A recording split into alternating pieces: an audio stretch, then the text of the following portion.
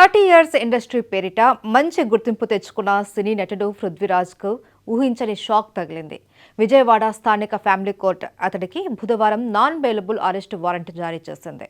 మనోవర్తి చెల్లించాలి అంటూ పృథ్వీ భార్య బలిరెడ్డి శ్రీలక్ష్మి అతడిపై ఫ్యామిలీ కోర్టులో వేసిన కేసులో ఈ పరిణామం చోటు చేసుకుంది. భార్య బలిరెడ్డి శ్రీలక్ష్మికి నెలకు 8 లక్షల రూపాయలు చెల్లించాలి అని ఫ్యామిలీ కోర్టు గతంలో ఆదేశాలు ఇచ్చింది. అయితే ఈ ఆదేశాలను పాటించని పృథ్వీ హైకోర్టులో సవాల్ చేశారు. కేసును పరిశీలించిన న్యాయస్థానం తాత్కాలిక ఉపశమనం కల్పిస్తూ భార్యకు నెలకు 22,000 చొప్పున చెల్లించాలి అని ఆదేశించింది.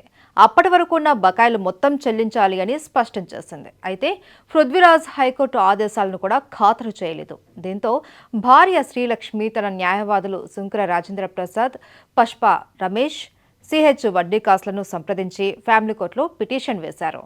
పృథ్వీరాజ్ కోర్టుకు హాజరు కాకుండా కేసు వివరాలను ఒక దినపత్రికలో ప్రకటన చేశారు అని, కోర్టుకు హాజరు కావడం లేదు అని లాయర్లు పిటిషన్లో వివరించారు.